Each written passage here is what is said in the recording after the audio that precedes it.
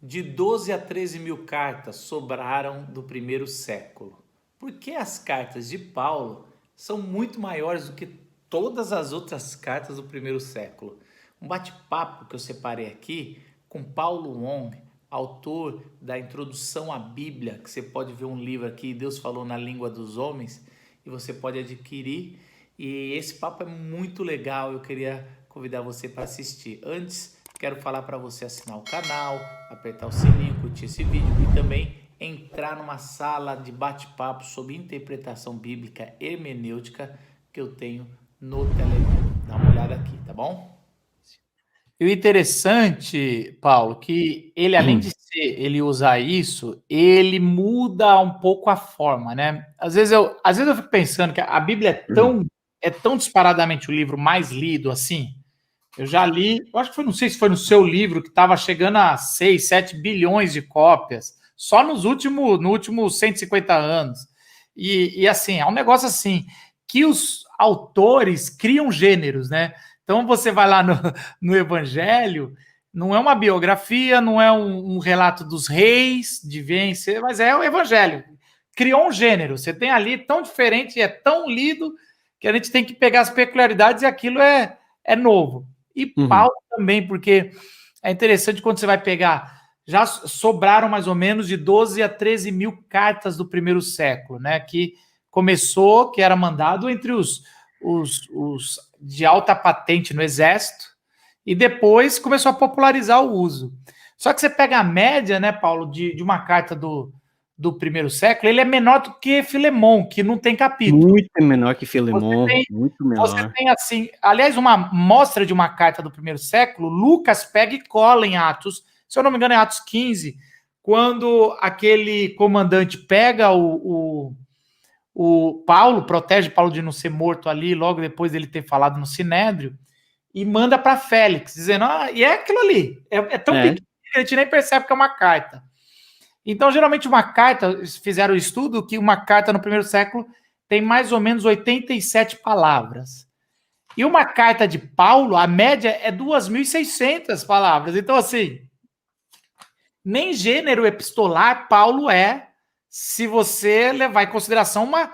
Porque quando a gente vai estudar o gênero epistolar, você vai lá, fica na estrutura. Só que um bilhetinho, dá para fazer uma estrutura como introdução, saudação, uma bênção, conteúdo. Paulo não dá para você só pegar um ponto no conteúdo em Romanos, em Coríntios. Então, uma carta desse tamanho. Então é interessante isso, né? Daí você vai para os outros autores, eles também escrevem bem, mas já bem menos, né? Você já vai ver, tirando Hebreus ali, que Hebreus também gosta de escrever ali bastante. Alguma observação sobre isso, sobre esse novo jeito? Porque eu acho genial, eu acho muito legal. É genial, e isso a gente percebe muito. As cartas da antiguidade eram divididas em 3 partes: a introdução epistolar, o corpo epistolar e a conclusão. Na introdução, você coloca remetente, destinatário e uma saudação. Então, a forma básica de você de fazer uma carta nessa introdução era falar A para B, saudações. Paulo para Marcos, saudação, né? Que é o Heiren, que é a tal graça. Então, Paulo para Marcos, graça a você. Olha o que Paulo ele fala. Isso é a introdução epistolar de Romanos, né? Algo que eu gasto 5 palavras no contexto grego. O que Paulo fala?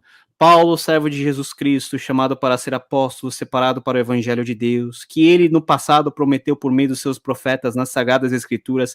Este evangelho diz respeito ao seu filho, etc, etc. E vai, versículo 2, 3, 4, 5, vai até o versículo 7. E aí fala, a todos os amados de Deus que estão em Roma, chamados para serem santos, graça e paz.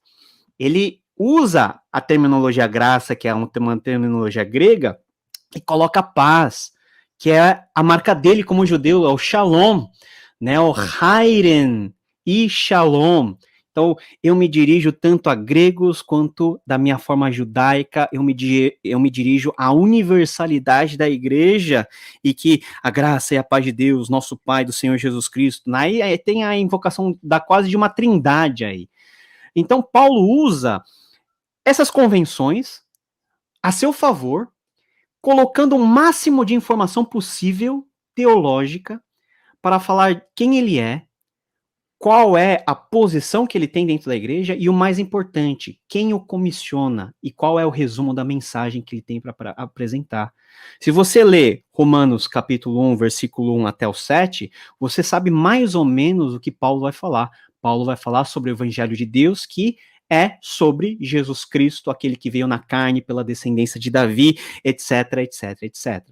Então, Paulo amplifica, ele não é que ele está sendo prolixo, ele está colocando as marcas dele, usando a estrutura clássica, mas ele manda para o saco as estruturas, né, depois. Mas o que ele realmente quer é que ele seja, que as pessoas possam entender a mensagem que ele quer passar por meio dessa correspondência.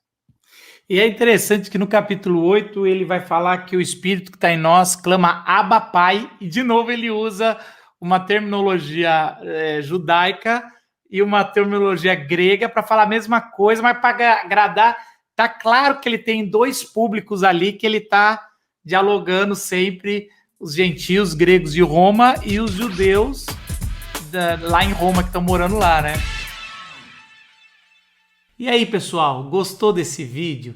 Sabia que eu dei aula de interpretação bíblica e hermenêutica em seminários e faculdades por 16 anos? E agora eu tenho um curso online por 6 meses, uma imersão no Novo Testamento, onde eu vou ensinar você os princípios hermenêuticos de interpretação, a linguagem do Evangelho, os 4 Evangelhos, uma introdução à narrativa e Atos, todas as cartas e Apocalipse. Esses 6 meses de estudo e leitura do Novo Testamento vai transformar a sua vida. Quer saber mais? Tem um link aqui desse curso que eu dou. Te vejo lá no curso.